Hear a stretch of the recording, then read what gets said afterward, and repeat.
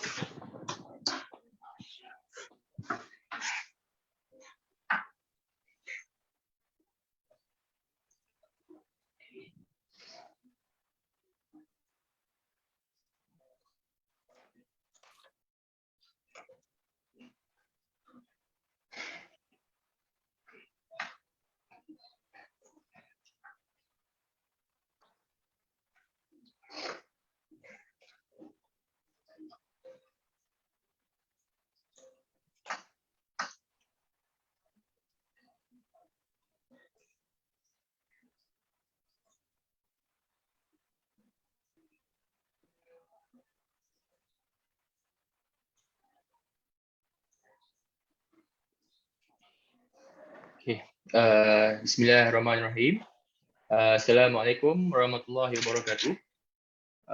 Sebelum kita mulakan, saya just nak orang type dekat maybe chat space, semua orang boleh dengar ke suara saya dan nampak video?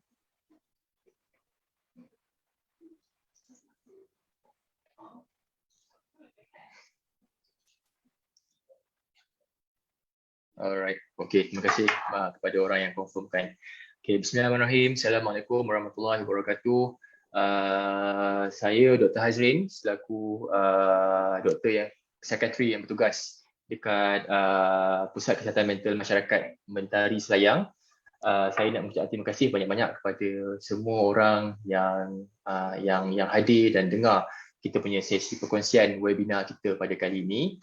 Kita punya sambutan untuk sesi yang lepas adalah sangat menggalakkan, sampai kita sendiri pun tak sangkalah begitu banyak orang yang sebenarnya dengar kita punya sharing last week. Kita sampai, itulah first time kita discover kita punya Zoom account ni cuma boleh maksimum tempatkan 100 orang sahaja. Tapi kita dah betulkan kita punya masalah-masalah teknikal dan kita punya perkongsian kali ini boleh ditonton juga dekat Facebook Live Mentari Selayang. Okay. So saya just sedikit orang kata introduction sebelum kita terus pergi ke kita punya session dengan Dr. Hafiz.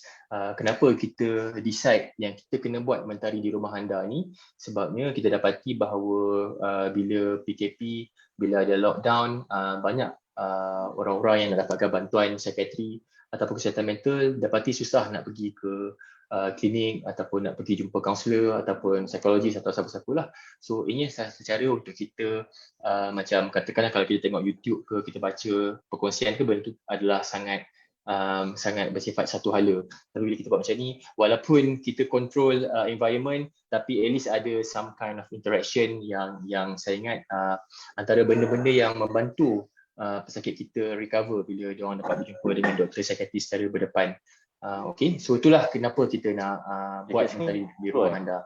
Itu satu. Lagi satu, kita rasa macam dalam banyak perbincangan tentang mental health, tentang kesedaran psikiatri masyarakat, antara benda yang kita dapati yang pada pendapat saya adalah trend yang agak macam mana nak cakap trend yang bagi saya mungkin boleh kita perbaiki adalah macam kalau ada masalah kesihatan mental, tempat pertama yang kita kena pergi adalah kecemasan ataupun jumpa doktor psikiatri. Sebenarnya kita nak betulkan salah faham ni bukan sebenarnya. Sebenarnya ada banyak sumber-sumber di sekeliling kita, orang-orang yang kita sayang, ahli keluarga kita, dan juga banyak benda-benda yang kita boleh buat kat rumah sebelum kita decide yang kita patut dapatkan bantuan daripada jabatan kecemasan ataupun kaunselor ataupun apa maksudnya. So, kita nak empower, kita nak increase self-efficacy di kalangan orang-orang yang ada berpotensi ada masalah kesihatan mental. Okay, so itulah sedikit introduction lah. So kita punya topik pada kali ini adalah suar cinta. Suar cinta ni pun saya first time dengar lah bila saya tengok poster yang Dr. Hafiz buat untuk kita punya session kali ni. So lebih kepada self love. Okay, macam last week kita dah belajar tentang relationship dan macam mana benda tu menyumbang kepada keterokan ataupun kebaikan mental health. Tapi kali ini kita nak belajar yang lebih lanjut apa maksud self love. Okay, adakah sama self love ni dengan being selfish, about macam tak pedulikan expectation orang lain ke, apa maksud self love ni sebenarnya. Okay, so tanpa membuang masa, saya just nak direct terus kepada kita punya speaker pada hari ini, iaitu Dr. Hafiz Zulkifli.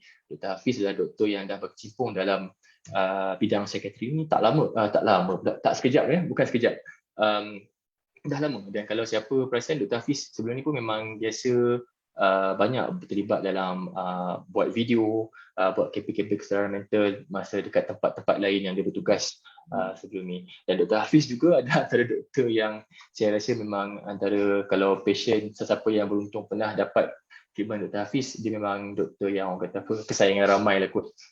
Yang kata yang saya boleh gunakan.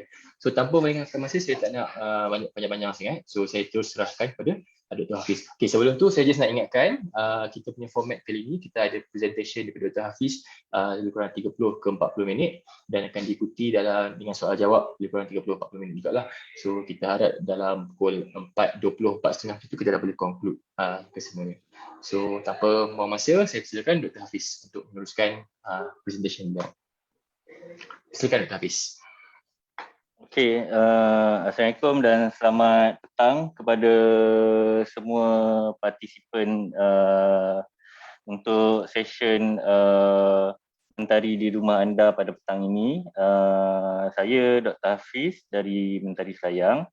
Hari ini saya ingin berkongsikan topik yang agak pada saya agak popular jugalah sekarang ni di kala pandemik COVID-19 ni, sebab ramai orang yang stres dekat rumah, ramai orang yang rasa perlukan support, perlukan sokongan daripada pihak-pihak yang ada di sekitar kita. Tapi sebenarnya apa yang paling penting sekali ialah kita sebenarnya boleh belajar untuk support diri kita sendiri. Dan macam mana kita nak belajar untuk support diri kita sendiri ni sebenarnya ialah melalui cara belajar untuk menyayangi diri kita sendirilah sebenarnya. Dan menyayangi diri kita sendiri ni ialah satu konsep yang dinamakan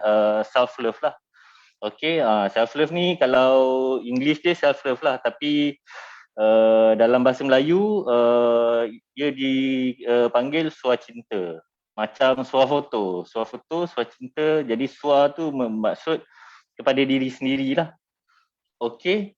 So jadi bila kita sebut suah cinta ni ialah satu mungkin istilah ni agak baru, agak asing bila kita tanya kat orang suah cinta, orang pun mungkin tak berapa tahu apa benda suah cinta ni, ataupun bila kita sebut self love, apa benda sebenarnya self love ni. Jadi banyak orang yang ada anggapan yang salah tentang self love ni. Jadi biasanya diorang akan fikir macam macam mana nak sayang diri sendiri. Kita boleh sayang orang, tapi macam mana kita nak sayang diri kita sendiri. Tapi sebenarnya itulah asas yang paling penting kalau kita nak menjaga kesihatan mental kita lah. Okey, jadi saya teruskan dengan anggapan-anggapan ataupun mitos yang dikaitkan dengan suah cinta ni. Jadi biasanya kalau banyak orang bila kita cerita pasal self love, orang akan terus fikir pasal pentingkan diri sendiri. Okey, ini sayangkan diri dia sendiri lebih, jadi dia pentingkan diri dia tak fikir pasal orang lain. Ada juga yang memikirkan tentang bila kita sayang diri, kita mesti cantik-cantikkan diri kita mesti buat diri kita jadi elok dari segi luaran. Jadi bila kita banyak fokus pada luaran ni pun sebenarnya itu tanggapan yang salah lah. Okey, ada juga yang fikir kalau kita cakap pasal self love ni, orang yang self love ni dia ego. Dia cuma fokus pada diri dia sendiri, dia tak memikirkan orang lain, dia susah nak menerima pendapat orang lain. Dan ada juga yang memikirkan yang bila kita cinta diri kita sendiri, kita ni orang yang lemah. Kita tak kuat. Jadi sebab tu kita agak protektif terhadap diri kita sendiri. Dan yang paling banyak diperkatakan sekarang ni ialah orang-orang yang narsistik, personality narsistik. Narsistik ni kalau kita tengok dari definisi ialah self-centered personality lah. Jadi dia sangat-sangat mengagungkan diri sendiri sehingga merosakkan orang lain. Okey. Jadi apa sebenarnya self love ni? Kenapa saya cakap self love ni sebenarnya bukan benda-benda ni semua? Jadi pertama sekali bila kita selalu cakap kita sayang orang, kita cintakan pasangan kita cintakan keluarga kita cintakan anak-anak kita cintakan kawan-kawan kita. Tapi sebenarnya untuk kita mencintai orang lain, kita kena cintai diri kita dulu, sebab kalau sesuatu perubahan tu sebenarnya bermula dari diri kita. Kalau kita nak bahagiakan orang, kalau kita sendiri tak bahagia, saya rasa benda tu adalah satu benda yang agak susah lah untuk dibuat. Dan kalau kita sendiri tak rasa gembira untuk kita bahagiakan orang lain, biasanya benda tu akan terasa berat, terasa tak ikhlas. Dan bila kita sendiri sayang diri kita sendiri rasa bahagia dengan diri kita, adalah lebih mudah untuk kita berkongsi kebahagiaan tu. Okey. Jadi sebenarnya konsep self love ni dia sangat lain dari kalau nak dibandingkan dengan konsep narsistik tadi. Jadi narsistik ni kita sayang diri kita untuk kita lebih sayang ke orang lain sebenarnya. Untuk kecantikan materialistik, sebenarnya self love ni ialah menjaga diri kita secara keseluruhan. Bukan sekadar kita mencantikkan luaran kita, tapi kita mencantikkan juga dalaman kita.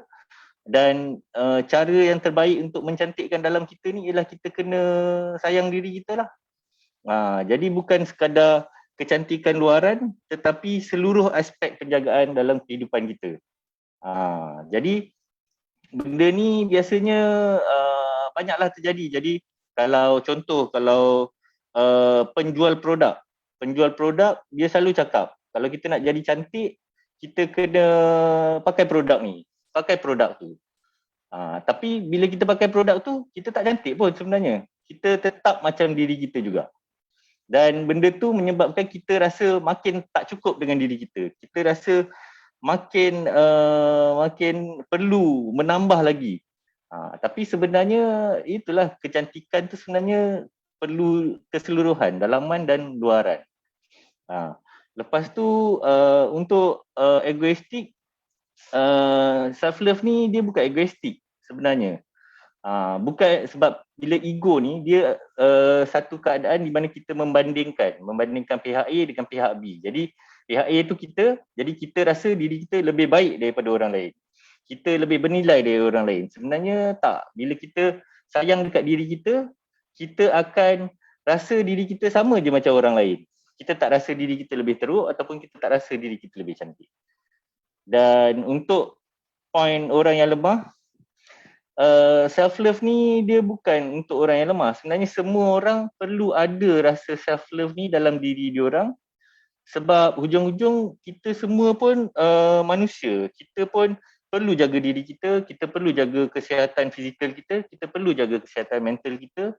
Dan benda ni sebenarnya penting untuk semua orang. Cuma banyak orang yang tidak menyedari hakikat ni.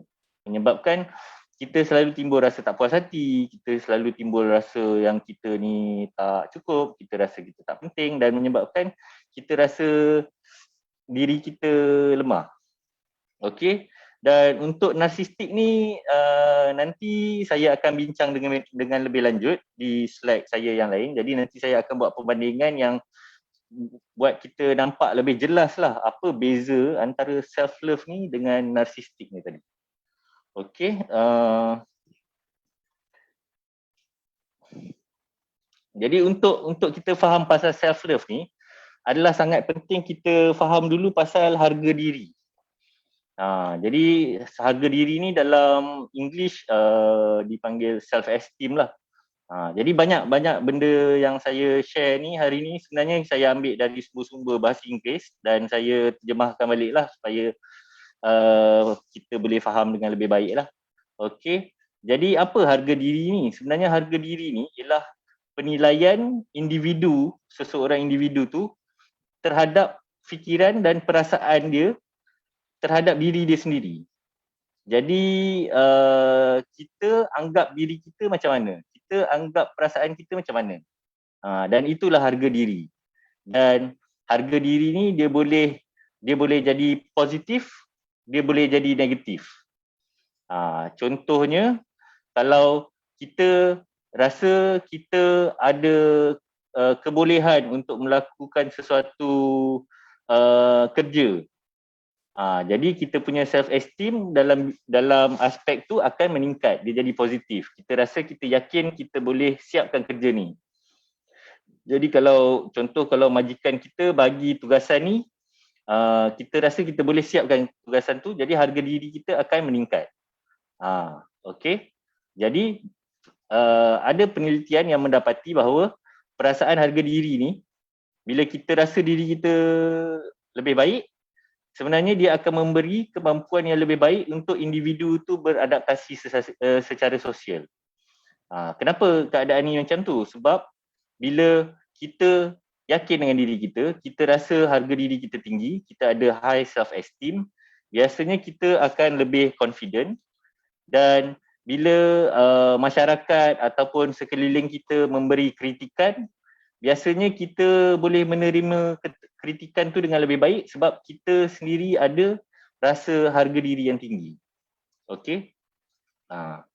Dan biasanya untuk individu dengan harga diri rendah ataupun low self-esteem, biasanya mereka lebih cenderung untuk memberikan tindak balas negatif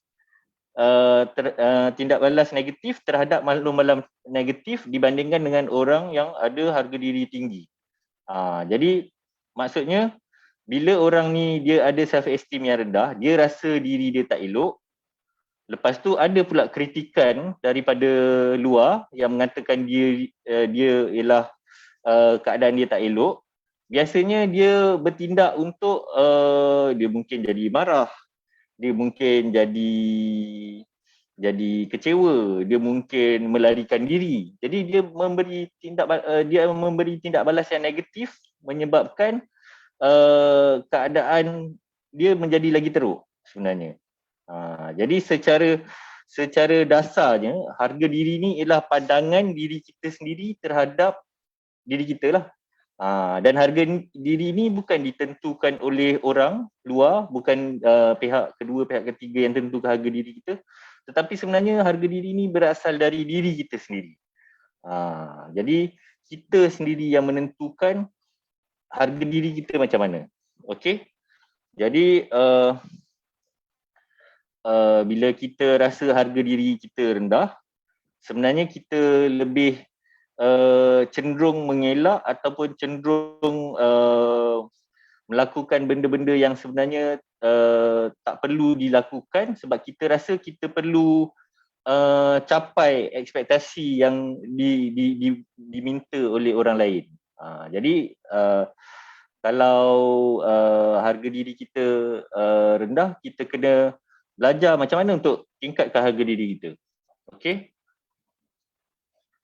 Jadi biasanya bila harga diri kita rendah ataupun kita ada low self esteem, biasanya kita sendiri tak percaya dengan diri kita dan kita sendiri rasa macam kemampuan diri kita ni tak bagus. Biasanya benda ni menyebabkan kita rasa incompetent, maksudnya kita rasa macam kita tak mampu nak buat sesuatu tugasan ataupun sesuatu aktiviti dengan baik.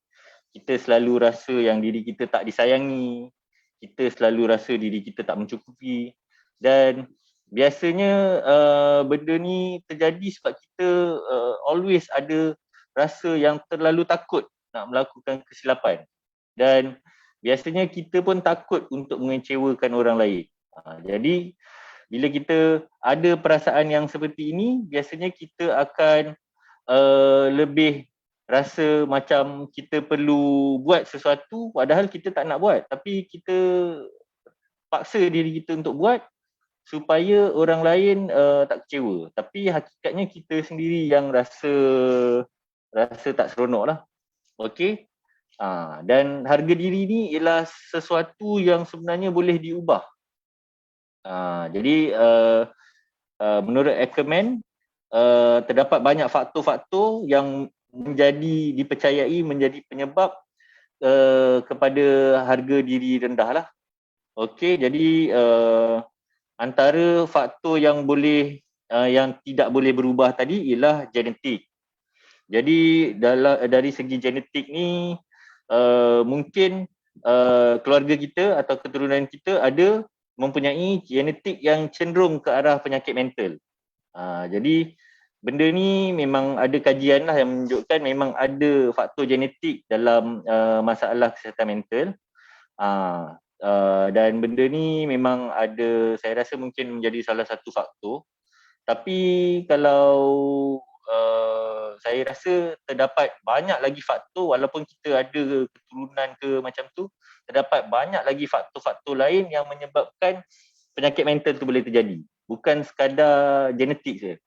Okey. Lepas tu apa lagi yang tak boleh diubah? Biasanya usia. Jadi mungkin pada usia kita muda, kita boleh melakukan lebih banyak aktiviti, kita ada tenaga yang lebih banyak, kita lebih aktif, mungkin kita punya pergaulan lebih luas.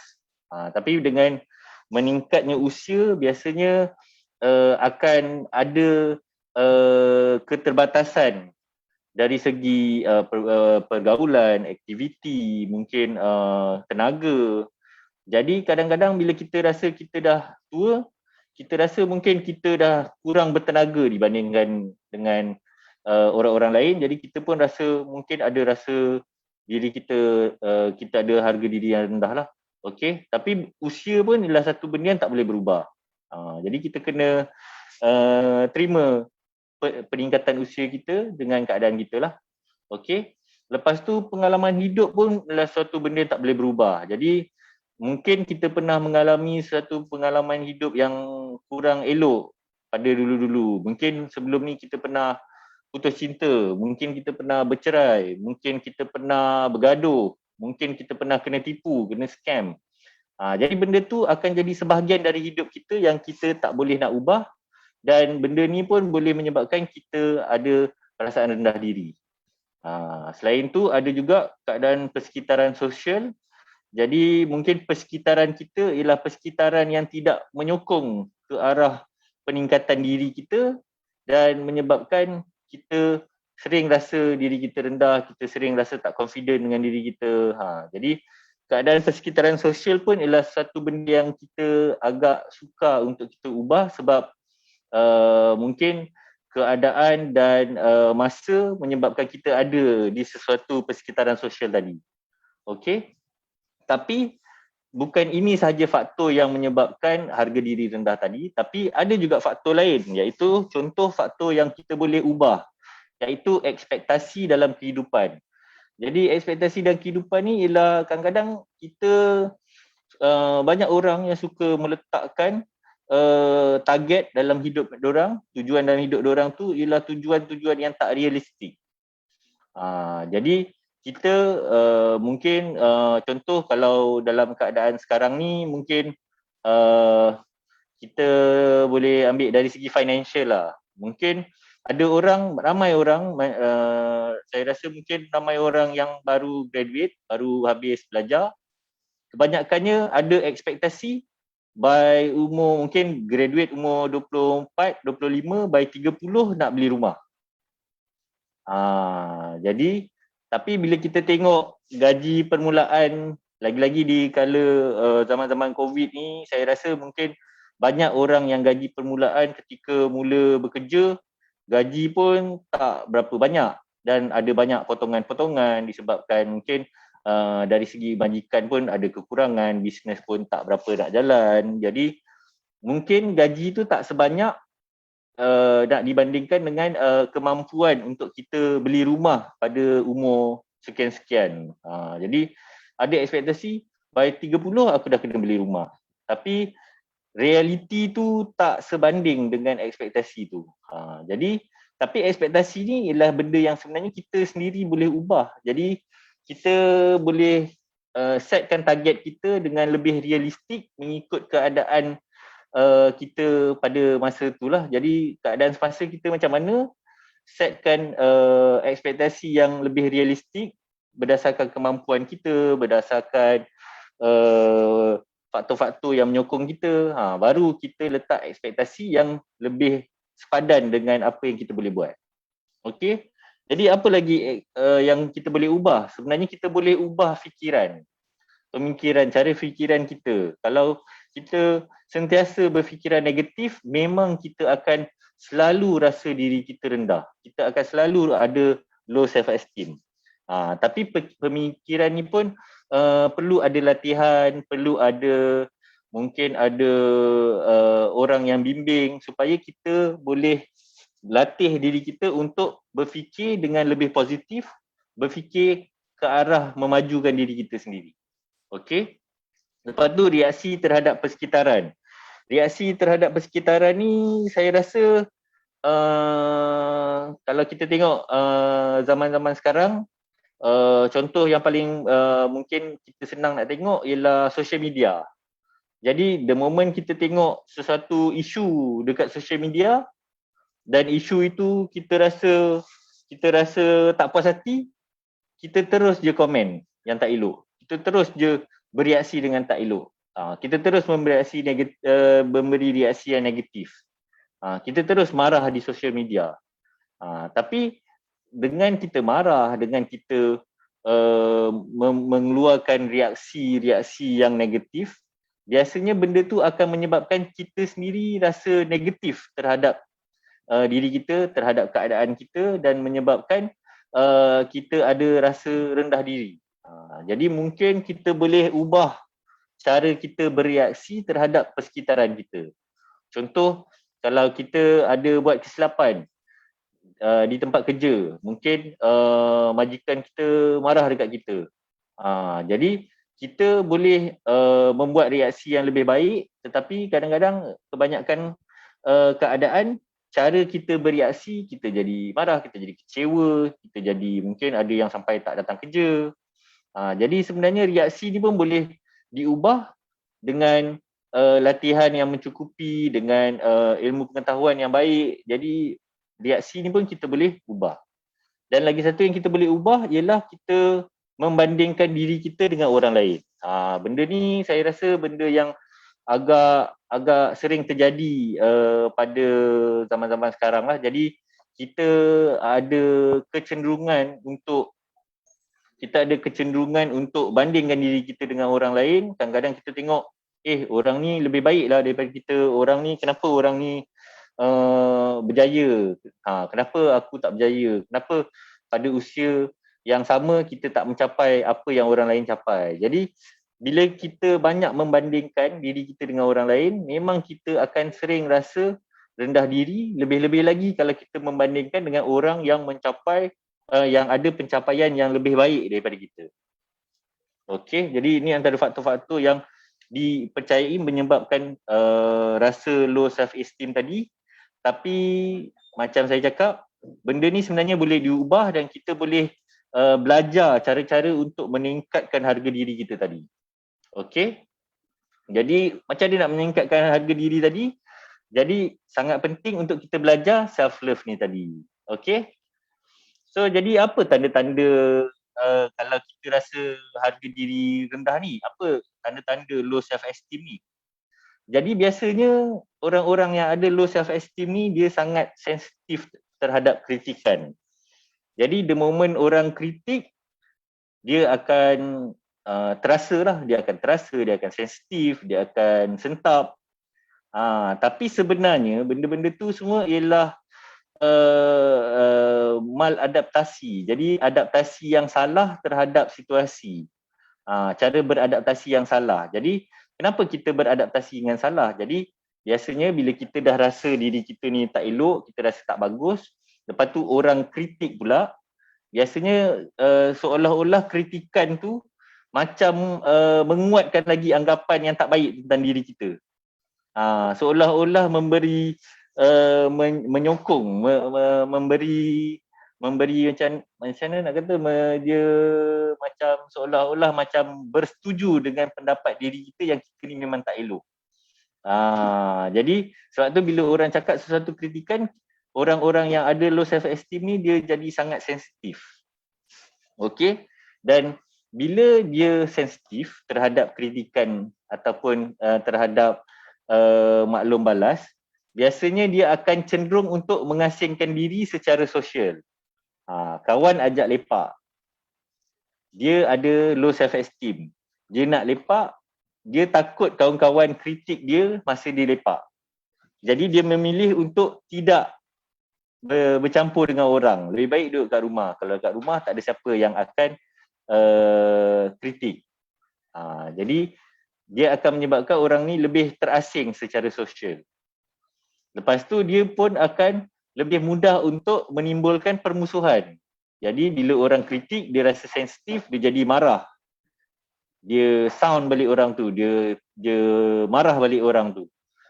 Jadi benda ni menimbulkan permusuhan. Kadang-kadang kritikan ni mungkin satu kritikan yang membina. Kritikan ni kadang-kadang untuk membuatkan kita jadi lebih baik di masa hadapan. Tapi bila orang yang ada self esteem ni biasanya dia nak protect ego dia, dia nak jaga ego dalam diri dia, dia akan cepat jadi marah. Dan benda ni menimbulkan permusuhan lah. Okey. Lepas tu tanda-tanda low self esteem lagi ialah terlalu menumpukan perhatian yang berlebihan terhadap masalah peribadi. Jadi dia tak boleh nak bezakan masalah peribadi dengan masalah kerja, dengan masalah mungkin dengan kawan-kawan, mungkin ni. Jadi semua benda dia keluar sekali. Jadi banyak sangat tumpuan dia kepada kelemahan yang dia ada, menyebabkan dia tidak boleh fokus pada benda-benda lain. Okey, dan benda ni akan menyebabkan performance kerja terganggu, pergaulan secara sosial terganggu, sebab dia terlalu tumpukan pada masalah peribadi saja. Dan biasanya orang-orang yang ada low self esteem ni biasanya diorang ada kesan yang tak berapa elok terhadap kesihatan diri dia. Dan contohnya macam bila dia low self esteem, dia dah jadi tak ada semangat, dia jadi tak termotivasi. Jadi dia tak ada kesedaran untuk exercise ataupun dia akan makan benda-benda yang tak sihat dan menyebabkan kena penyakit. Dan seringkali juga diorang akan lebih mudah terdedah pada penggunaan dadah dan alkohol. Kenapa dadah dengan alkohol? Jadi dadah dengan alkohol ni dia boleh menutup masalah tu secara sementara. Jadi dia akan buat inhibisi daripada fikiran diorang jadi kurang, menyebabkan diorang jadi lebih confident, menyebabkan diorang jadi lebih berani. Tapi benda-benda ni semua sementara dan diorang kena keep on guna dadah dan alkohol ni untuk mencapai apa yang diorang nak tu. Jadi sebenarnya masalah low self esteem ni sangat bahayalah sebenarnya. Dan biasanya diorang pun akan lebih terdedah kepada masalah kesihatan mental seperti depression dan anxiety. Okey. Jadi dekat sini saya ada satu skill ataupun satu tools yang biasa digunakan untuk mengukur tahap harga diri seseorang. Jadi scale ni dipanggil Rosenberg self-esteem scale. Jadi saya cuma nak tunjuk dekat sini supaya penonton-penonton, partisipan boleh later on boleh buka balik video di dekat kita punya Facebook Live and cuba buat scale ni and lepas tu try kira balik dan kita try tengok sendiri macam mana dengan harga diri kita. Adakah kita orang yang ada high self esteem atau low self esteem? Okay, jadi kalau kita kira benda ni kalau skor dia kurang dari 15, tandanya kita mungkin ada masalah low self esteem tadi. Dan bila kita tengok kita ada masalah low self esteem, saya sangat mencadangkan supaya kita terapkan self love tadi supaya self esteem kita dapat meningkat dan kita dapat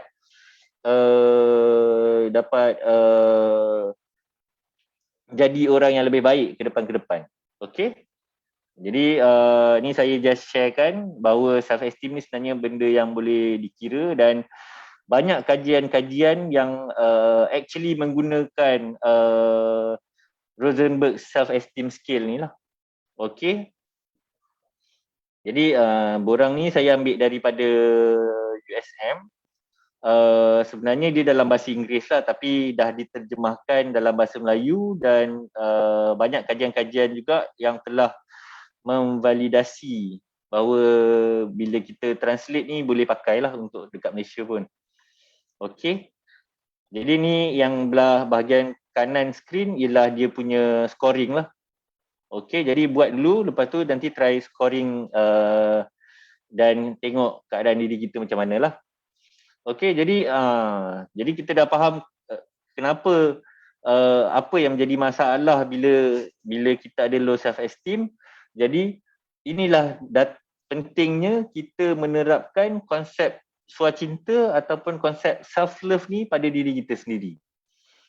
Jadi apa maksud self love ni? Self love ni secara awam, secara umumnya ialah menyayangi diri kita sendiri dan menitik beratkan kebahagiaan dan kelebihan diri kita sendiri.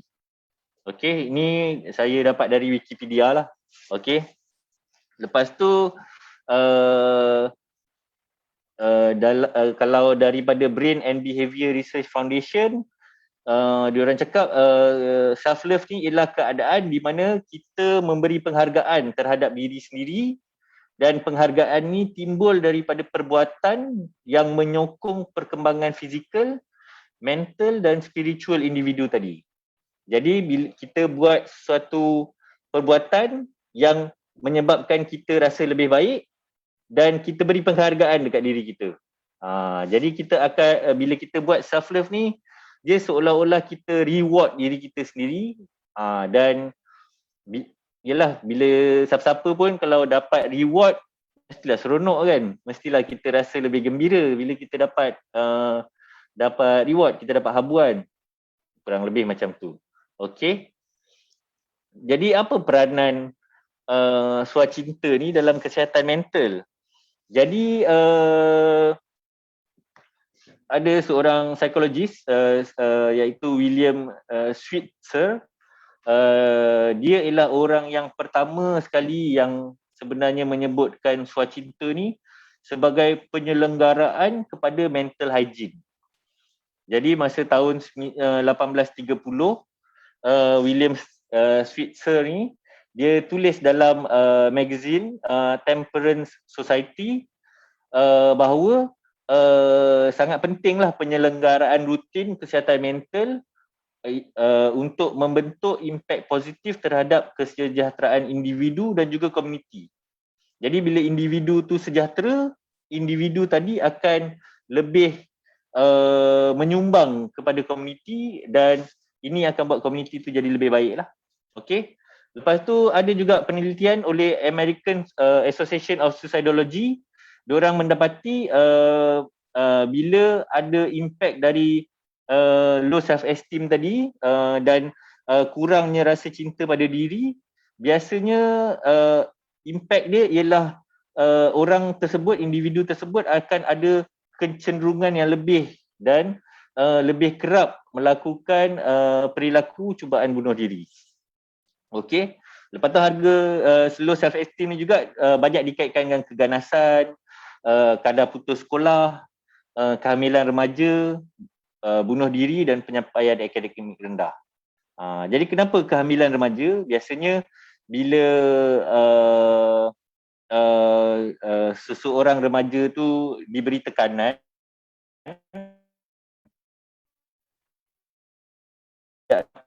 menjaga diri dia, dia tak ada rasa confident yang tinggi.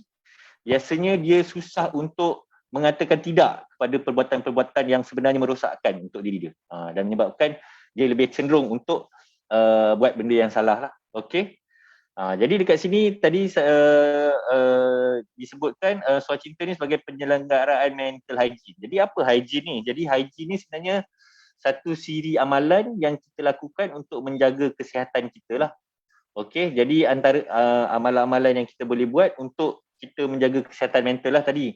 Jadi salah satu daripada penyelenggaraan kesihatan mental tadi ialah dengan menanamkan rasa cinta pada diri kita sendiri. Okey. Jadi self love dari sudut agama. Jadi sebenarnya dalam agama pun, sebenarnya dalam banyak agama lah actually, sebenarnya sangat menekankan konsep self love ni. Jadi kalau dalam Islam sebenarnya ada hadis yang dari Anas bin Malik yang diriwayatkan oleh Al-Bukhari yang mengatakan tidak beriman ataupun tidak sempurna iman seseorang tu sehingga dia kasih kepada saudaranya seperti mana dia kasih pada dirinya sendiri. Jadi kalau dia kasih pada saudaranya ataupun kita kasih pada orang lain, sebenarnya kita kena kasih, kita kena sayang diri kita. Baru kita boleh sayang dekat orang lain. Okey. Dalam agama Kristian pun ada ditekankan dua perintah yang paling penting lah dalam ajaran agama Kristian. Perintah pertama je ialah mengasihi Tuhan dengan sepenuh hati, dan perintah kedua yang terpenting ialah kita harus mengasihi jiran kita seperti diri kita sendiri. Jadi maksudnya kita kena sayang diri kita, baru kita boleh sayang orang lain juga. Okey. Lepas tu dalam agama Hindu pun ada ditulis dalam kitab Tirukural. Okey. Katanya jangan buat orang lain apa yang anda tahu telah menyakiti diri anda sendiri. Jadi kalau kita sakit pada diri kita, kita tahu benda tu sakit, kita jangan buat ke orang lain. Dan Buddha juga mengajarkan benda yang sama juga dalam kitab Udanavarga. Okey, jangan menyakitkan hati orang lain dengan cara yang menyusahkan anda sendiri. Tapi secara secara luasnya sebenarnya benda ni semua ialah, kalau kita boleh cari, sebenarnya benda ni ialah golden rule principle. Jadi golden rule principle ni ialah satu prinsipal yang memang diterima pakai dari zaman dulu sampai sekarang, dari banyak budaya yang mengatakan jangan buat benda yang kita tak suka pada orang lain. Apa yang kita tak suka orang buat dekat diri kita, jangan buat kat orang lain. Dan peraturan ni, prinsipal ni dinamakan golden rule. Tak tahulah kenapa nama dia golden rule, tapi mungkin benda ni antara benda yang sangat-sangat penting dalam menjaga kesejahteraan orang-orang semua lah. Okay. So macam mana kita nak buat diri kita ni sayang diri kita? Macam mana kita nak bina diri kita supaya kita sayang diri kita? Kurang lebih macam tu. Jadi ada daripada penelitian Maharaj dan April, diorang telah menyimpulkan ada 5 benda yang paling penting untuk kita bina rasa cinta pada diri kita sendiri ni. Okay. 5 benda ni termasuklah pengetahuan diri, which is self-knowledge, penerimaan diri, which is self-acceptance, menjadi diri sendiri, self-being, peningkatan diri, self-transcendence, dan pembaharuan diri, which is self-renewal. Okay, jadi saya akan terangkan dengan lebih lanjut lah. Jadi apa sebenarnya self-knowledge? Jadi self-knowledge ni sebenarnya kita kena secara dasarnya dia ialah pencarian identiti diri kita sendiri.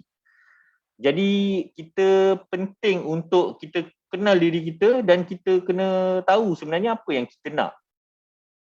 Bukan apa yang orang lain nak ataupun apa yang orang lain harapkan pada diri kita, tapi apa yang sebenarnya yang kita inginkan. Dan apa yang kita inginkan ni dia kena relevan dan dia kena realistik dengan keadaan semasa diri kita. Jadi kita secara umumnya kita kena tahu kelebihan kekurangan kita lah. Okey. Jadi bila kita kenal diri kita, kita tahu diri kita, akan lebih mudah untuk kita menyayangi diri kita sendiri. Okey. Macam kalau bercinta, kita mesti kenal pasangan kita, baru kita boleh bercinta dengan pasangan kita. Kalau kita tak kenal, orang cakap kalau tak kenal maka tak cinta. Jadi sama juga, kalau kita tak kenal diri kita, kita tak boleh cinta diri kita. Okey. Lepas tu pembaharuan diri atau self renewal. Jadi kita kena ada kesedaran untuk memastikan diri kita sentiasa diberi khasiat dan kita boleh berkembang sihat dari segi fizikal, mental, emosi dan spiritual. Jadi secara umumnya pembaharuan diri ni ialah penjagaan diri kita, macam mana kita jaga diri kita untuk kita kekal sihat, kita kekal bertenaga, kita kekal bermotivasi, kita kekal positif. Jadi inilah pembaharuan diri, self renewal. Kenapa self renewal? Sebab hakikatnya kita manusia, jadi kita ada kekurangan, kita ada kelemahan, kadang-kadang kita kurang tenaga, kita penat. Jadi kita kena pastikan diri kita sentiasa makan makanan yang seimbang untuk kita perbaharui diri kita setiap hari. Okey. Lepas tu peningkatan diri, self transcendence. Jadi kita kena ada kesedaran bahawa kita nak melebihi had kita setiap hari. Jadi kalau hari ni aku buat satu benda, mungkin esok kita akan try buat 2 benda. The next day mungkin kita akan try buat 3 benda. Jadi kita sentiasa ada kesedaran untuk meningkatkan diri kita lebih baik dari sebelumnya. Sama ada dari segi fizikal atau dari segi mental. Jadi sentiasa ada kesedaran untuk meningkatkan diri. Okey. Nombor 4, penerimaan diri, self acceptance. Jadi perlu ada kesedaran untuk menerima kekuatan dan kelemahan diri kita. Dan dalam konteks yang lebih luas, kita kena belajar menerima segala kesilapan dan kekurangan masa lalu supaya kita jadi ikhlas pada diri kita dan membantu kita untuk move forward, move on. Okay. Dan kelima, last sekali ialah menjadi diri sendiri. which is kemampuan untuk melepaskan keperluan untuk mendapatkan persetujuan sosial dan mengatasi rasa takut dipinggirkan. Jadi kadang-kadang kita terlalu banyak memerlukan justifikasi dari pihak lain, dari orang lain untuk rasa bagus pasal diri kita. Tapi sebenarnya yang paling penting untuk rasa bagus tentang diri sendiri ni ialah diri kita sendiri. Sebab kalau kita nak mengharapkan justifikasi dari orang lain, sokongan dari orang lain, kadang-kadang mungkin orang lain tak memberi sokongan kepada kita. Jadi kita kena latih untuk ada rasa tak perlulah orang ni punya approval, tak perlulah orang ni punya approval, yang penting kita rasa baik untuk diri kita. Dan kita juga perlu ada rasa takut untuk dipinggirkan. Jadi kalau aku tak buat, contoh merokok. Jadi kalau masa sekolah-sekolah dulu lepak dengan kawan-kawan, kalau kawan ajak isap rokok, kita tak isap rokok, nanti kawan tak nak kawan dengan aku. Jadi kita takut kawan kita pinggirkan kita pun isap rokok. Tapi benda tu sebenarnya merosakkan. Jadi kita kena ada kesedaran untuk mengatasi rasa ni supaya kita boleh buat yang terbaik untuk diri kita sendiri. Okey? Jadi macam mana nak menerapkan suacinta ni dalam kehidupan? First of all, kita kena ada kesedaran untuk menjaga diri sendiri dengan baik. Menjaga kebersihan kita dengan baik, mungkin menjaga persekitaran rumah kita dengan baik, mungkin kalau kita rasa penat, kita pastikan diri kita rehat dengan cukup, kita jaga tidur kita dengan baik, jangan sampai kita tak tidur di waktu malam, bangun awal pagi, mungkin kita exercise. Jadi ni antara benda yang kita perlu buat, kita jaga diri kita dengan baik. Lepas tu kita menjalani hidup dengan realistik. Jadi kita kena sedar kemampuan kita kena sedar persekitaran kita kena sedar apa yang kita boleh buat, apa kekurangan kita, apa kelemahan kita. Jadi bila kita hidup dengan realistik ni, kita akan rasa lebih tenang dan kita tidak terlalu terkejar-kejar untuk mencari sesuatu kepuasan secara tidak realistik. Okey? Lepas tu kita pun perlu ada kepercayaan tentang kemampuan diri kita sendiri dan menghormati batasan diri kita. Basically ini ialah apa yang kita sebut boundaries and limit. Jadi kita kena tahu limit dari diri kita sendiri dan kita kena tahu boundary kita. Dan dengan menghormati batasan diri ni, kita kena sedikit sebanyak belajar untuk mengatakan tidak. Kalau kita rasa benda tu tak perlu untuk kita rasa benda tu tak penting untuk kita, benda tu merosakkan kita kena belajar untuk cakap tidak pada keadaan tu. Kadang-kadang kita penat, lepas tu kawan ajak keluar, kita penat sangat. Tapi kita takut kawan kita kecewa, kita follow juga kawan kita. Itu kita tidak menghormati batasan diri kita dan menyebabkan later on kita mungkin penat, kita mungkin tidur lambat, mungkin kita bila bangun later on kita rasa penat, mungkin performance kita kat tempat kerja jadi tak elok. Jadi kena faham boundaries kita. Okey? Lepas tu kita kena mengenal pasti dan menerima keadaan emosi diri kita sendiri. Jadi contoh macam sekarang ni pandemik COVID. Jadi saya yakin banyak orang yang rasa tertekan, banyak orang yang rasa sedih, banyak orang yang rasa stres dengan keadaan. Mungkin ada masalah kewangan. Jadi sebenarnya yang paling important sekali ialah kita kena sedar yang it's okay. Kalau kita sedih, it's okay to be sad. Kalau kita rasa kecewa, it's okay to be kecewa. Kalau kita rasa marah, it's okay to be angry of the situation. Dan dengan kita menerima keadaan tu, biasanya akan lebih mudah untuk kita let go. Tapi kalau kita sentiasa denial, biasanya susah untuk kita let go dan benda tu akan terus berkembang dalam diri kita. Okey. Lepas tu perlunya kita menerima kegagalan hidup dan belajar memaafkan diri sendiri. Hakikatnya hidup ni tidak perfect dan setiap orang akan menghadapi kegagalan pada satu-satu masa. Tak ada semua orang tak ada orang yang sentiasa berjaya dalam hidup dia. Sebab hakikatnya life is like that. Jadi bila kita menerima kegagalan hidup dan kita boleh maafkan diri kita sendiri, adalah lebih mudah untuk kita melepaskan kegagalan tu, dan kita lebih mudah untuk kita merancang untuk lebih berjaya di kemudian hari. Dan mungkin saya nak share benda yang saya baca masa saya buat saya sediakan slide-slide ni semua. Ada influencer, basically Oprah Winfrey, dia cakap kegagalan ni sebenarnya bukan benda yang tak elok, tapi sebenarnya kegagalan ni ialah tanda yang diberikan oleh Tuhan untuk tunjuk kat kita, okey, benda ni kau kena stop, kau kena ikut jalan lain. Jadi bila kita tahu, oh, this is fail, this is wrong, so kita akan betulkan hala tuju kita dan kita akan bergerak ke arah yang lebih baik sebenarnya. So that is failure, mengikut Oprah Winfrey.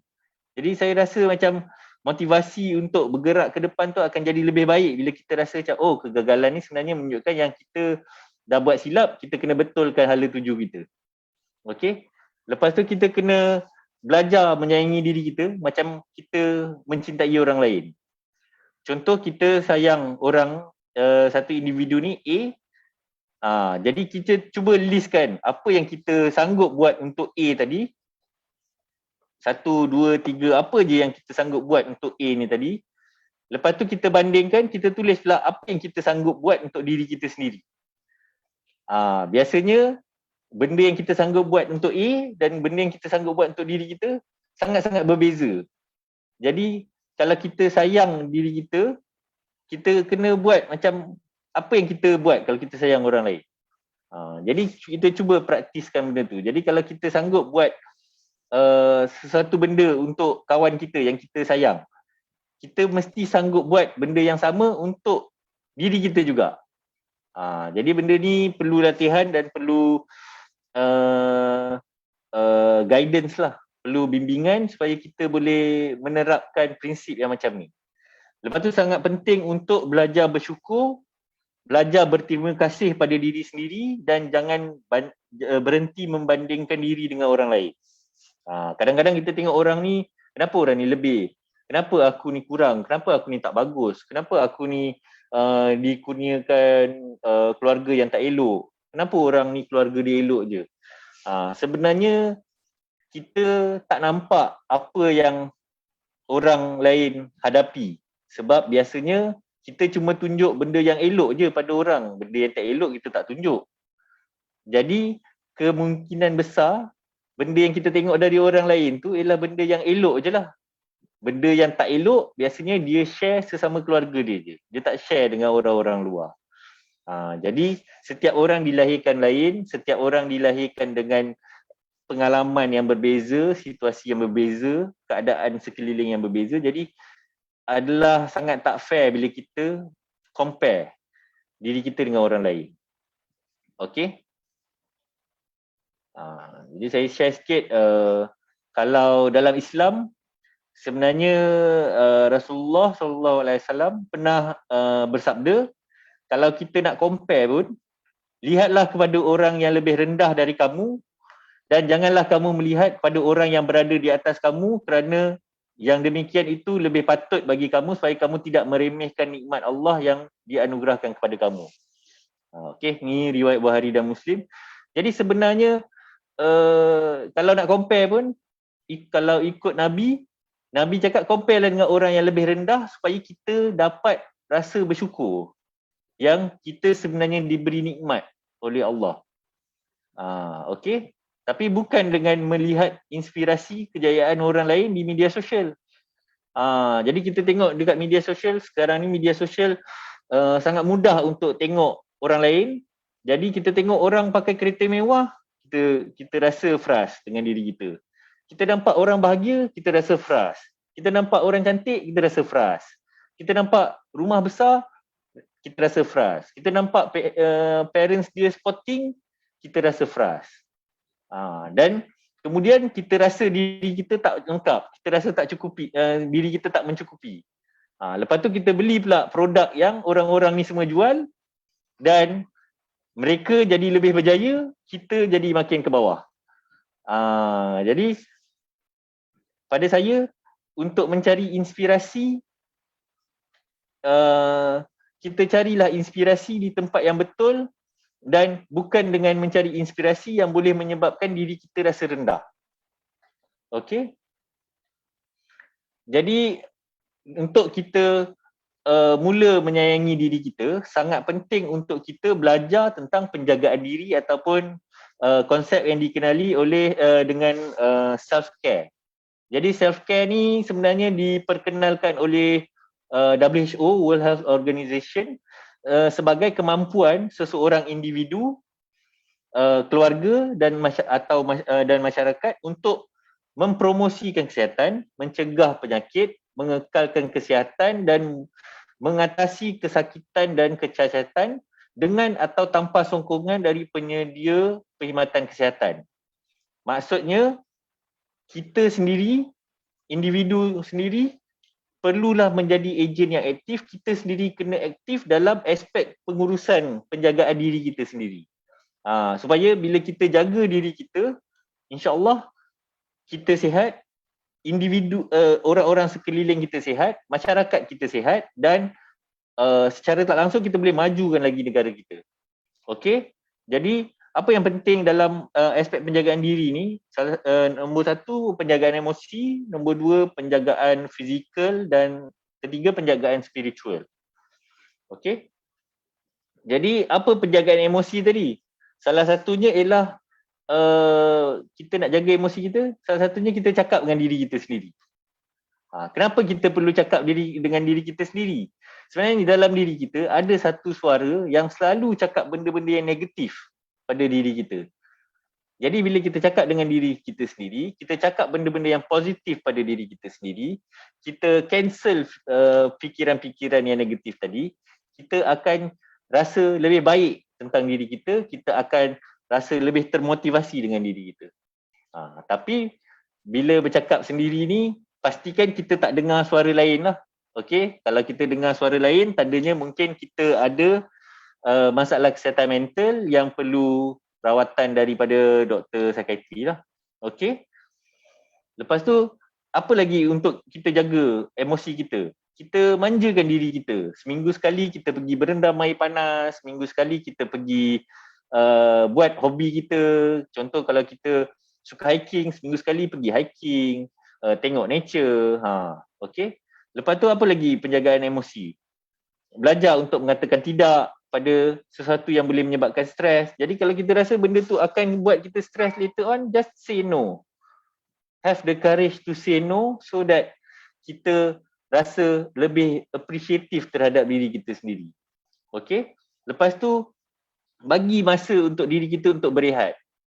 Sebenarnya berehat ni tak salah. Kita boleh je berehat, kita boleh je tingkatkan balik tenaga kita dan benda ni bukan kita tak perlu rasa guilty untuk kita berehat supaya energi kita boleh naik balik dan kita boleh melakukan aktiviti dengan lebih baik. Dan lagi satu penjaga emosi ialah kita boleh ajak member kita pergi minum kopi seminggu sekali, borak-borak, luahkan problem, share problem supaya benda yang kita pendam boleh keluar, boleh lega. Okey? Untuk penjagaan fizikal, kita boleh yang paling penting saya kita beri keutamaan pada tidur yang baik. Jadi tidur kita tu kena teratur, kalau boleh tidur awal pada waktu malam, bangun awal pada waktu pagi, sembahyang subuh. Pagi-pagi tu mungkin kita duduk bawah matahari pagi, kita buat rutin senaman yang mudah untuk kita ikut. Tak perlu sampai nak kena sadar ke apa, just yang penting kita berpeluh, buat senaman yang senang supaya kita tak rasa stres dengan rutin untuk melakukan senaman tadi. Mungkin kita boleh pilih makanan yang sihat dan berkhasiat dibandingkan dengan makanan-makanan yang berminyak, makanan yang diproses. Kita jaga fizikal kita supaya kita kekal sihat. Dan untuk penjagaan spiritual, sebenarnya salah satunya mungkin kita boleh menghadiri program keagamaan, okey, meluangkan masa untuk menikmati alam sekitar, bermeditasi, kita boleh masukkan perbuatan-perbuatan yang baik setiap hari dalam hari kita, dan juga kita boleh belajar ataupun kita boleh mula menulis diary kesyukuran. Diary kesyukuran ni dalam English dia ialah gratitude journal. Jadi kalau ada psikologis yang ajar, kalau boleh setiap hari tu kita try untuk tulis 5 benda yang kita rasa bersyukur apa yang kita ada, dan setiap hari tu bila kita sentiasa melatih untuk tulis benda tu, biasanya kita akan nampak sebenarnya banyak benda yang elok dalam hidup kita dibandingkan benda yang tak elok. Okey. Okey, jadi tadi saya ada cakap pasal narsistik dan self love ni, apa beza dia? Jadi self love ni tadi ialah kasih sayang dan kasih dan sayang pada diri sendiri berdasarkan realiti, berlandaskan realiti. Okey. Jadi kita sedar kekurangan kita, kita sedar kelemahan kita sedar kelebihan kita. Jadi semuanya berlandaskan realiti yang kita tahu yang in reality kita ialah orang yang macam ni. Kita ialah individu yang macam ni. Okey. Tapi untuk narsistik biasanya kasih sayang dia tu berlebih-lebih, ekstrim, dan biasanya perasaan tu tak realistik. Dan hakikatnya orang-orang narsistik ni sendiri dia tahu perasaan tu tidak realistik, sebab hakikatnya orang-orang yang narsistik ni dia ada self esteem yang rendah. Kalau orang yang self love biasanya bila self esteem dia tinggi, dia akan boleh buat self love ni pada diri dia sendiri. Tapi kalau orang narsistik dia jadi tak realistik tu sebab sebenarnya dia tak yakin dengan diri dia. Okey. Kalau self love biasanya kita menghargai diri kita sendiri. Kita tak mengharap penghargaan dari orang lain. Jadi kita tak ada drive, kita tak ada push ataupun pressure untuk kita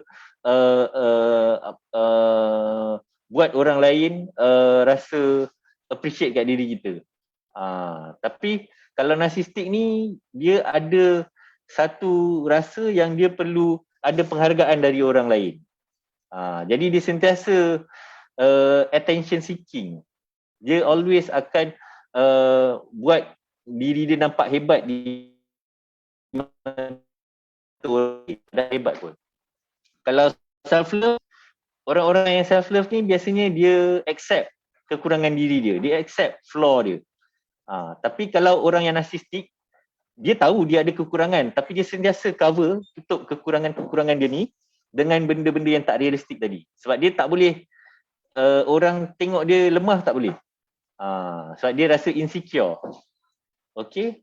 Lepas tu self love, kita akan selalu ada perasaan yang baik terhadap diri sendiri. Tapi orang narsistik ni dia sebenarnya dia tak selesa terhadap diri dia. Sebab tu dia perlu cari attention tadi. Supaya diri dia boleh rasa bagus. Kalau dia tak dapat attention, dia rasa tak bagus. Kalau dia dapat kritikan, dia tak boleh terima. Okey? Orang-orang yang self love, dia akan sentiasa ada perasaan merendah diri. Tapi bukan maksudnya harga diri dia rendah, tapi dia rasa humble. Dia rasa diri dia sama je macam orang lain. Dia rasa tak ada siapa yang lebih tinggi dari dia, tak ada siapa yang lebih rendah daripada dia. Tapi kalau narsistik, dia akan sentiasa rasa sombong dan dia akan selalu cemburu, jealous terhadap orang lain. Jadi orang lain lebih, dia rasa tak boleh. Dia akan sentiasa rasa tak elok pada orang lain. Okey. Lepas tu untuk self love, dia biasanya dia faham perasaan orang dan dia bertindak balas terhadap perasaan orang lain.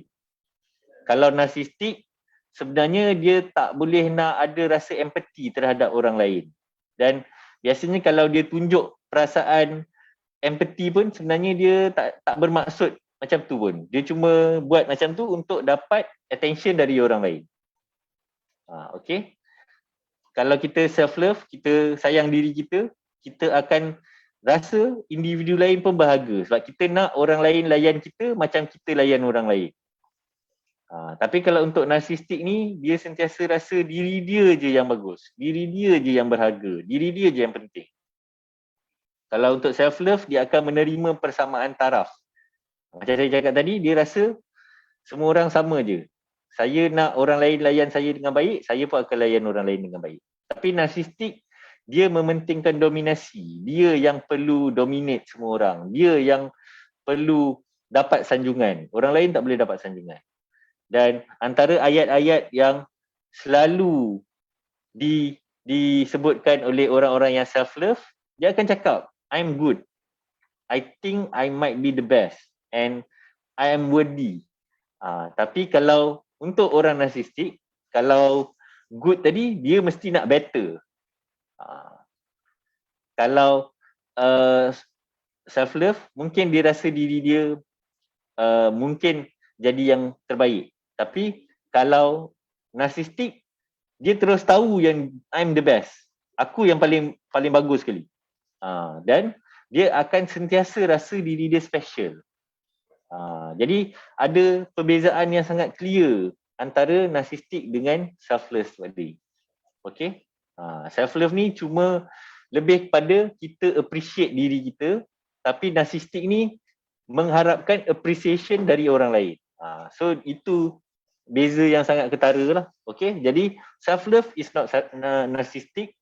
Narcissistic is okay. So jadi apa yang penting daripada self-love ni tadi? Sebenarnya bila kita mula belajar self-love, kita akan mula belajar untuk memperkasakan diri kita. Jadi bila kita mula memperkasakan diri kita, sebenarnya kita tak perlu mengharapkan orang lain untuk buat diri kita jadi kuat. Okay? Jadi kalau dari WHO dia cakap self-empowerment ni, memperkasakan diri ialah mengambil kawalan, take control and responsibility, tanggungjawab terhadap tindakan yang bertujuan dan berpotensi ke arah memenuhi kapasiti atau kebolehan kita. Okay? Jadi aspek yang penting dari memperkasakan diri ni ialah kita kena tahu kekuatan kita, kita kena tahu kelemahan kita dan kita kena confident, kita kena yakin dengan kemampuan diri kita sendiri. Dan dia ada 4 aspek, iaitu nombor 1, kemampuan untuk berdikari, penglibatan dalam membuat keputusan untuk diri sendiri, maruah, harga diri dan rasa hormat, dan keinginan untuk menjadi sebahagian dari masyarakat dan menyumbang kepada masyarakat yang lebih luas. Okey. Jadi macam mana kita nak kita nak belajar untuk kita perkasakan diri kita? Jadi first kali kita kena belajar menguasai perasaan lemah dalam diri dengan mengenal pasti keperluan, apa yang kita perlukan dan apa impian yang kita inginkan. Lepas tu kita kenal pasti pula sumber yang menyokong. Jadi kita nak sesuatu, kita kena kenal pasti apa yang boleh menyokong kita ke arah yang kita nak tu. Lepas tu kita cari pilihan yang ada, kita listkan apa yang kita boleh buat, kita buat list untuk kita buat pilihan dan kita tambah pengetahuan tentang benda yang kita nak buat tadi dan kita improvekan diri kita, kita tingkatkan kapasiti diri kita ke arah yang kita inginkan dan lepas tu kita take control. Jadi kalau contoh kita nak contoh kita tak bekerja, kita nak bekerja. Jadi kita cari apa sumber yang menyokong. Jadi mungkin Perkeso ada portal untuk mencari kerja. Mungkin kalau untuk pesakit-pesakit psikiatri di Mentari, mungkin boleh datang Mentari. Jadi Mentari ada program sokongan pekerjaan. Jadi kita kena pasti sumber yang menyokong dan kita tengok apa pilihan yang kita ada. Jadi mungkin Mentari menawarkan pekerjaan yang seperti ini. Perkeso mungkin ada pilihan pekerjaan yang seperti ini. Jadi bila kita dah kenal pasti, kita katakan kita nak pilihan A. Jadi kita start belajar pasal pilihan A tadi dan slow-slow kita buat diri kita improve ke arah A tadi dan slowly kita take control. Jadi bila kita dah boleh control diri kita dah boleh control kehidupan kita sendiri, kita tak perlu mengharapkan orang lain, kita boleh menentukan keputusan melibatkan diri kita sendiri, take decision. And bila kita dapat take decision pasal diri kita sendiri, then secara automatik harga diri kita akan meningkat, maruah diri kita pun akan meningkat. Okey. Jadi ini antara contoh terapi yang kita gunakan di Mentari Selayang untuk meningkatkan pemerkasaan diri. Jadi biasanya kalau pesakit kita datang, kita akan minta dia tanda apa yang dia rasa dalam 10 domain. Jadi ada environmental, emotional, occupation, family, friends, significant other. Jadi ada domain-domain ni. Jadi kita akan suruh dia tanda di setiap bahagian ni apa pandangan dia dari skala 1 sampai 10. Jadi bila dia dah mula tanda, nanti kita akan nampak ada bentuk macam bintang. Jadi bentuk tu akan menunjukkan ada bahagian yang mungkin dia rasa tak berapa elok, mungkin ada bahagian yang rasa lebih baik. Jadi kita akan ajar dia untuk fokus pada bahagian-bahagian yang lebih elok supaya dia akan rasa lebih confident.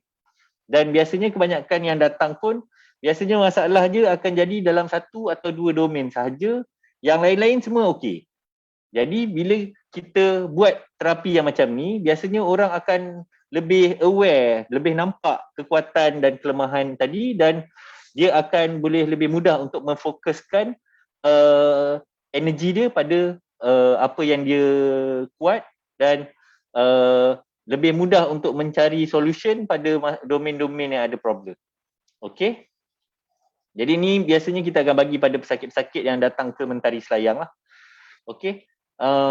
Sebelum saya tamatkan presentasi saya dah ajak penonton-penonton untuk cari video ni, Adam Roa, you are who you are who you have been looking for. Tapi ni tengok lepas kita punya session lah. Dia cakap pasal poem dan poem tu sangat-sangat akan membuka fikiran anda tentang prinsip swacinta ni tadi. Okey, dan bila saya tengok pun saya pun terinspirasi dengan apa yang dia share. Jadi saya harap penonton boleh tengok ni dan start belajar untuk menerapkan prinsip swacinta ni tadilah dalam diri kita. Okey. So itu saja presentation dari saya hari ini. Jadi saya serahkan balik pada moderator.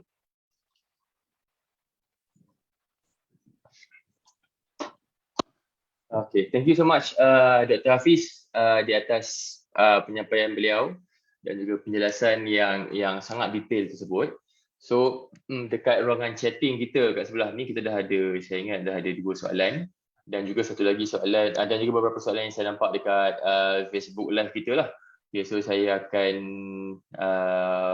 alright. So saya rasa kalau soalan-soalan ni pun mungkin saya rasa kita patut tapis sedikit lah. Ada beberapa soalan yang saya ingat tu mungkin lebih bersifat kepada clinical punya symptoms nak tanya pendapat. Dan sekali lagi saya nak tegaskan bila kita buat session ni kita tak berniat untuk ada clinical consultation sebab kita rasa benda tu bukanlah objektif kita nak buat program Mentari di Rumah Anda ini. Dia lebih kepada perkongsian general. So apa-apa masalah yang spesifik tentang masalah klinikal, mungkin saya ada depression ke tak ada depression ke, saya ingat patut kita akan cuba usahakan dan kita akan bagi sedikit education macam mana benda tu kita nak buat dengan lebih teratur. So saya rasa saya skip soalan puan Cik Ana Azwana ni sebab nampak macam dia mungkin tengah ada masalah krisis sikit. Ya.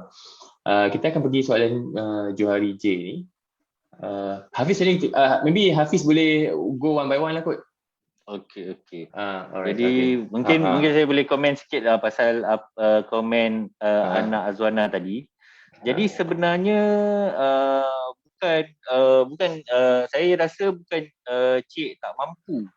Tapi sebenarnya mungkin cik tak mendapat guidance yang sesuai macam mana untuk slowly move forward sebenarnya. That's actually benda tu ialah role terapis, mungkin clinical psychologist ataupun counselor, ataupun bila keadaan tu sangat sukar nak dilakukan, mungkin boleh jumpa dengan doktor psikiatri untuk dapat cara yang terbaik macam mana kita nak menghadapi benda ni. Sebab bila kita datang terapi, biasanya kita akan ajar benda-benda macam mana kita nak empower diri kita, macam mana kita nak kuatkan diri kita untuk kita move forward sebenarnya. Because bila saya tengok chat ni, saya rasa benda tu because you not yet learn pasal empowerment ni. Dan it's not about family, it's about you. Your family tak menentukan hala tuju hidup you, sebenarnya you yang menentukan hala tuju hidup you. Cuma benda ni banyak orang mungkin kurang faham, kurang knowledge macam mana nak buat benda tu. Tapi if let's say you rasa you ada masalah kesihatan mental, actually you boleh datang ke Mentari Selayang dan kita boleh cuba untuk tengok keadaan you macam mana dan mungkin kita boleh suggest the best way untuk you menghadapi masalah tu. Okay. Lepas tu untuk Cik Johari J, term yang digunakan oleh social psychologist which is spotlight effect. Apabila kita expose diri kita dalam dunia sosial sekaligus mempengaruhi our self esteem and locus of control. Okay. Jadi macam ni. The thing about self esteem ni ialah kita ada kecenderungan, kita manusia dan kita ada kecenderungan untuk kita tengok orang lain, kejayaan orang lain, kehebatan orang lain. Dan the thing about social media ni is a lot of information dekat social media ni ialah information yang sebenarnya telah direka ataupun dibentuk supaya benda tu nampak hebat pada seseorang yang post tadi. Because the thing is you need to understand nowadays actually ada orang yang bekerja sebagai media social influencer. Why influencer? Because the thing is influencer ni dia sama macam dekat TV. Dia bagi information yang dia nak kita percaya untuk kelebihan dia.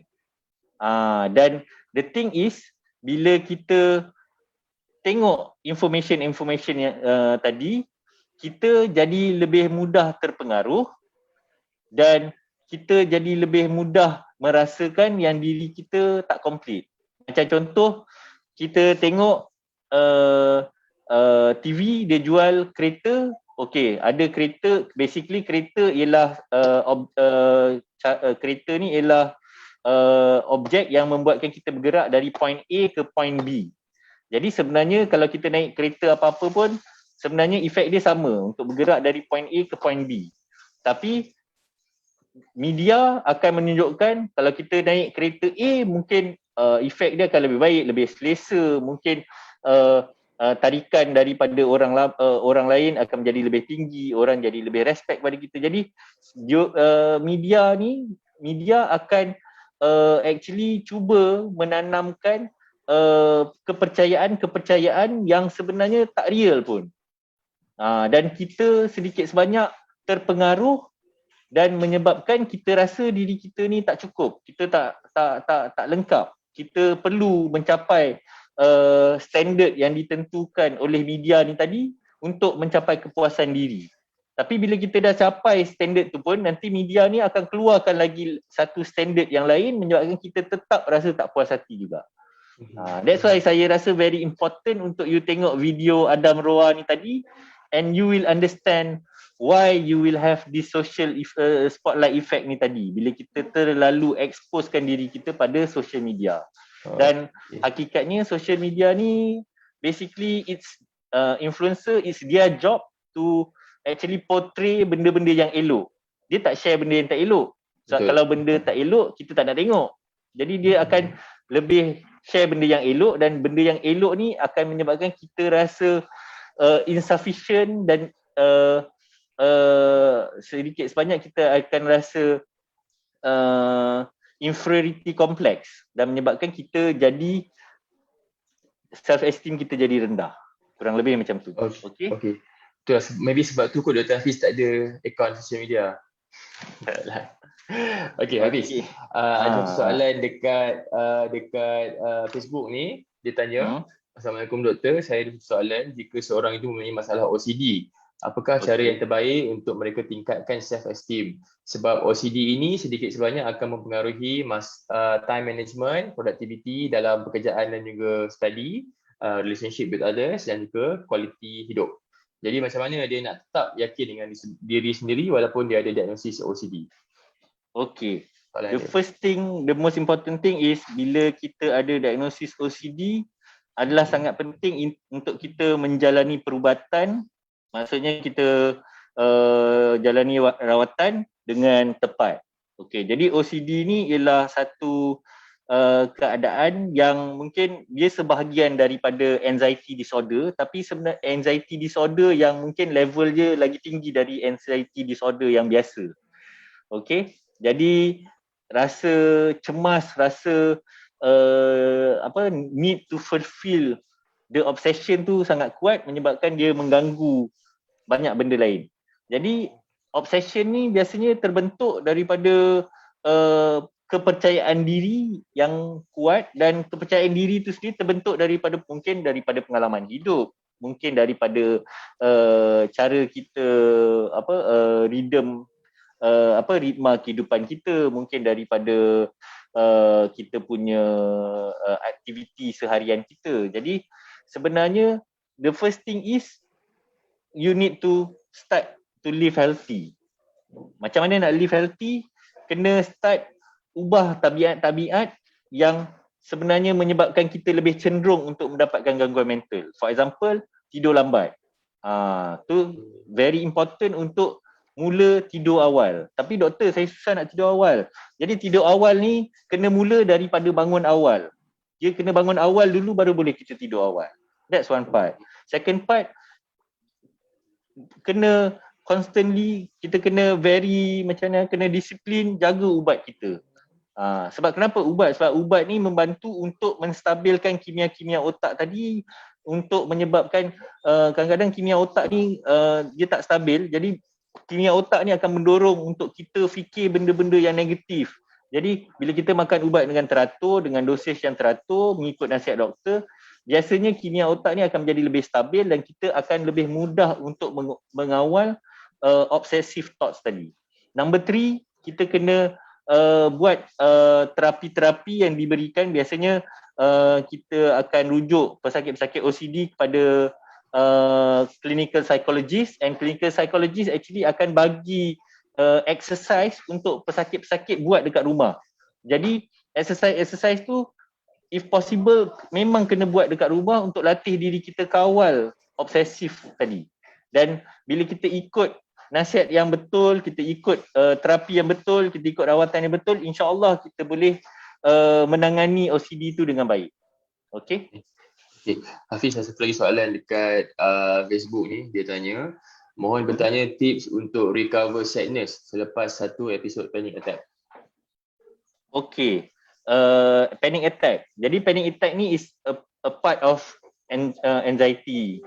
Dan panic attack ni biasanya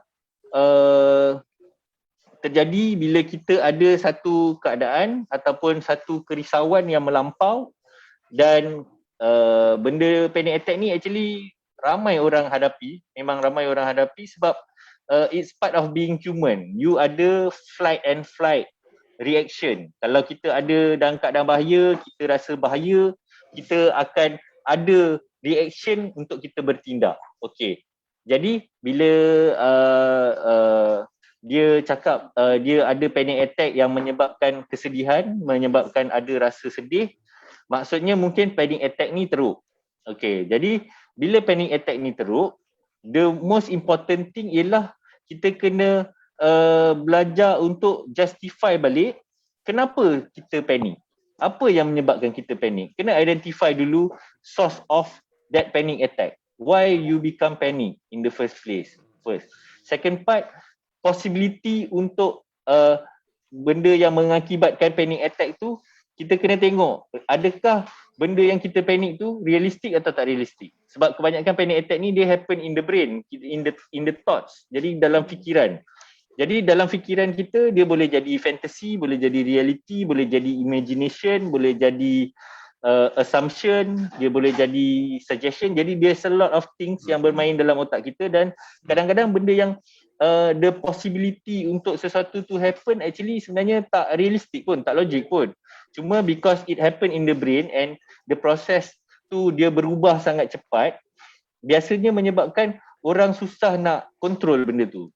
Jadi the most important thing is, kalau pada saya, kalau panic attack tu sangat teruk, datanglah dapat rawatan ke doktor klinik psikiatri, dan biasanya kita akan ajar teknik-teknik yang sesuai macam mana untuk kita kawal thoughts tadi. Dan bila thoughts tu dah lebih relax, you dah boleh belajar untuk jadi lebih relax, panic attack tu akan jadi lebih kurang, kesedihan tu pun akan jadi lebih kurang. Okay. So saya nak tambah sikitlah jawapan Dr. Hafiz tu kepada yang bertanya tadi. So kalau kita dapatkan rawatan dekat mana-mana klinik psikologi ataupun psikiatri ke apa, kebanyakan teknik yang paling efektif untuk kita rawat gejala panik ataupun anxiety yang teruk adalah melalui terapi CBT ataupun Cognitive Behavioral Therapy. So biasanya apabila seseorang terapis tu dia buat CBT kepada seorang yang ada suffer panic disorder ataupun panic attack, biasanya kita akan cuba kaji. Kita akan cuba kaji ABC of the event. Okay, apa maksud ABC tu? Biasanya semua kejadian yang berlaku tu dia akan ada dia punya dia punya antecedent ataupun dia punya trigger dia, behavior dia, dan juga consequences dia. So kebanyakan benda-benda yang trigger kita punya intense emotional reaction, contohnya macam panic attack. So for one, we really have to validate the severity of a panic attack. Maksudnya bila seorang itu mengidap panic attack, walaupun kita rasa benda tu childish, kita rasa benda tu silly, kita rasa benda tu adalah benda yang cuma it's all in the head, tapi kita faham betapa memalukan panic attack bila, especially bila kat tempat orang ramai, dia berpeluh-peluh, dia akan rasa cemas, dia akan rasa macam termuntah, dia akan ada macam rasa macam dia nak mati. So it is actually a very scary experience. So itu akan membuatkan seseorang pengidap panic attack tu akan rasa benda tu mungkin akan berulang lagi di masa hadapan, benda tu mungkin akan jadi lagi. So benda ni memang memalukan kan. So benda ni perasaan malu, perasaan takut yang panic attack ni akan jadi lagi di masa hadapan will feed back into the fear and anxiety mechanism. So maksudnya dia memang takut nak keluar rumah, bila dia pernah dapat panic attack kat luar rumah, dia akan, ketakutan tu akan berpusing, itu akan buatkan dia lagi senang nak duduk kat rumah dan sampai bila dia tak nak keluar rumah. So kita dapati banyak orang yang ada panic attack, dia akan ada comorbid psychiatric condition juga lah, contohnya macam depression, contohnya lah macam depressive disorder. So kalau ada panic attack, again, saya rasa benda paling betul untuk dibuat kalau panic attack tu begitu teruk sangat sampai rasa affect tak boleh jadi student, tak boleh pergi sekolah, tak boleh pergi kerja, discuss tentang rawatan dengan psychiatrist ataupun clinical psychologist, dan biasanya dia orang akan go through balik event yang berlaku semasa kejadian panic attack tu ni, dan kita akan bentangkan apa sebenarnya berlaku masa panic attack tu. So macam mana nak mengatasi kesedihan? Saya rasa jawapan yang saya rasa saya boleh bagi adalah bila jadi apa-apa, kita cuba fahami apa yang berlaku sebenarnya. Kebanyakan waktu bila kita faham apa yang berlaku pada waktu tu, kita akan rasa lega dan kita akan rasa tak keliru, dan benda tu secara beransur-ansur akan bagi kita rasa so much better lah. So itu jawapan. Saya nak tambah sikit pada jawapan yang diberi Dr. Hafiz tadi lah. Okay, so saya rasa saya dah cover soalan-soalan dekat Facebook. So ada tu lagi soalan kot dekat mana ni tadi? Dekat Zoom.